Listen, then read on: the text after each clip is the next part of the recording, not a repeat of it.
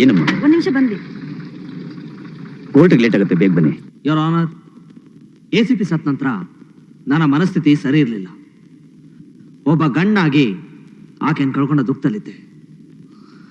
ಆಗ ಕಮಿಷನರ್ ಸಾಹೇಬ್ರು, DIG ಪಾಟೀಲ್ರು ಹಾಗೂ ಅಲ್ಲಾ ಬಕ್ಷ್ ನಮ್ಮ ಮನೆಗೆ ಬಂದರು. ನಿನ್ನಿಂದ ನಮ್ಮ ಡಿಪಾರ್ಟ್ಮೆಂಟ್ಗೆ ಸಹಾಯ ಆಗ್ಬೇಕಾಗಿದೆ, ಅದಕ್ಕೆ ಒಂದು ವಾರ ರಜಾ ಹಾಕು ಅಂತ ಹೇಳಿದ್ದು. ನಮ್ಮ ಜೈಲಿನಲ್ಲಿ ಒಂದು ಅವ್ಯವಹಾರ ನಡೀತಾ ಇದೆ, ಏನು ಅಂತ ಅರ್ಥ ಆಗ್ತಾ ಇಲ್ಲ. ಕಂಡು ಹಿಡಿಯೋಣ ಅಂದ್ರೆ ನಮ್ಮ ಜೈಲಿಗೆ ಸಂಬಂಧಪಟ್ಟವರು, ಪ್ರಿಸನ್ ಮಿನಿಸ್ಟರ್ ಇದರಲ್ಲಿ ಇನ್ವಾಲ್ವ್ ಆಗಿದ್ದಾರೆ ಅಂತ ನನಗೆ ಡೌಟ್ ಇದೆ. Jail is entirely different from our department. ನಾನು ಜೈಲೊಳಗೆ ಹೋಗಿ ಇನ್ವೆಸ್ಟಿಗೇಟ್ ಮಾಡೋದು ಸರಿ ಅಲ್ಲ. ಜನ ಹೇಗೋ ನೀವು ಮೆಂಟಲಿ ಅನ್ಬ್ಯಾಲೆನ್ಸ್ಡ್ ಆಗಿರಿ ಅಂತ ತಿಳ್ಕೊಂಡಿದ್ದಾರೆ. ಇದನ್ನೇ ಅವಕಾಶ ಉಪಯೋಗಿಸಿ ಅಲ್ಲಾ ಬಕ್ಷನ್ ಮರ್ಡರ್ ಮಾಡಿ, ಹಿಂದೂ ಮುಸಲ್ಮಾನರನ್ನ ಒಂದು ಮಾಡಿ ಅವ್ರನ್ನ ಭಾರತೀಯರು ಅಂತ ಹೇಳಿದವ್ ನಾನು ಕೊಲೆ ಮಾಡೋದ? ಅದು ಅಲ್ಲಾ ಬಕ್ಷನ, ನನ್ನ ಆತ್ಮೀಯ ಕಲೀಗ್ನ. ನೋ ಮಿಸ್ಟರ್ ಅಶೋಕ್, ನೀನ್ ಈ ಕೆಲಸ ಮಾಡಕ್ ಒಪ್ಕೊಳ್ಳದೆ ಹೋದ್ರೆ ನಮ್ಮ ರಾಜ್ಯ ಉಳಿಸೋಕೆ ಒಬ್ಬ ಹಿಂದೂ, ಒಬ್ಬ ಮುಸ್ಲಿಂ ಅಷ್ಟೇ ಅಲ್ಲ, ಒಬ್ಬ ಭಾರತೀಯನೂ ಸಿಗೋಲ್ಲ. Mind it. ಹೌದು ಸರ್, ಇದು ರಾಜ್ಯದ ಪ್ರಶ್ನೆ. ಒಪ್ಕೊಳ್ಳಿ ಸರ್. ಅಲ್ಲ Please sir, ನೀವು ನನ್ನ ಕೊಂದ್ರೆ ನೀವು ಜೈಲೊಳಗೆ ಹೋಗೋದಕ್ಕೆ ಒಂದು ಸ್ಟ್ರಾಂಗ್ ಪಾಯಿಂಟ್ ಸಿಕ್ತಾಗುತ್ತೆ. ಇದಕ್ಕೆ ಬೇಕಾದ ಡ್ರಾಮಾನ ಕ್ರಿಯೇಟ್ ಮಾಡೋದು ನಮ್ಮ ಕೈಲಿದೆ ಸರ್. ಸರ್, ದೇಶ ನಮ್ಗೇನ್ ಮಾಡ್ತು ಅನ್ನೋದಕ್ಕಿಂತ ದೇಶಕ್ಕೋಸ್ಕರ ನಾವೇನ್ ಮಾಡಿದ್ವಿ ಅನ್ನೋದು ಮುಖ್ಯ ಅಲ್ವಾ ಸರ್? ಅಲ್ಲಾ ಬಕ್ಷ್ ಹೇಳಿದ್ರಿಂದ ನಾನು ಈ ನಾಟಕ ಆಡೋದಕ್ಕೆ ಒಪ್ಕೊಂಡೆ. ನಾನು ಬಂದ ಕಾರಣ ಯಾರು ಗೊತ್ತಾಗದೇ ಇರಲಿ ಅಂತ ಗೌತಮ್ನ ಹುಡ್ಕೊಂಡು ಬಂದ ಹಾಗೆ ನಾಟಕ ಆಡಿದೆ. ಈ ವಿಷಯ ಜೈಲಿನ ಕೆಲವು ಅಧಿಕಾರಿಗಳಿಂದ ಬೇರೆಯವ್ರಿಗೂ ತಲುಪಿತು. ಜೈಲಿನಿಂದ ಒಬ್ಬ ನಿಷ್ಠಾವಂತ PC ಸಹಾಯದಿಂದ ಅಲ್ಲಿ ನಡೆಯೋ ಅವ್ಯವಹಾರನೆಲ್ಲ ಅಂತ ಕಂಡಿಡಿತಾ ಬಂದೆ. ಆಗ ACP ಅರುಂಧತಿ ಕೊಲೆಗೂ ಹಾಗೂ ಜೈಲಲ್ಲಿ ನಡೆಯೋ ಅವ್ಯವಹಾರದಿಂದ ಇರೋದು ಒಬ್ಬ ವ್ಯಕ್ತಿ ಕೈವಾಡ, ಇಬ್ರಾಹಿಂ ಅಂತ ಗೊತ್ತಾಯ್ತು. ಸರ್ಕಲ್ ಇನ್ಸ್ಪೆಕ್ಟರ್ ಅಶೋಕ್ ಕುಮಾರ್ ಅವರು ಹೇಳಿದ್ದು 100ಕ್ಕೆ 100 ಸತ್ಯ. DIG ಪಾಟೀಲ್ರು ಒಂದು ದಿನ ಪ್ರಿಸನ್ ಮಿನಿಸ್ಟರ್ ಮನೆ ಮುಂದೆ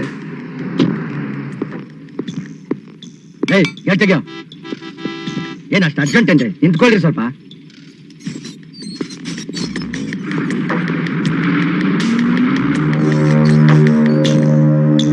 ಸೆಕ್ಯೂರಿಟಿ ಇಲ್ಲಿ ಬಾಪ, ಇಲ್ಲಿ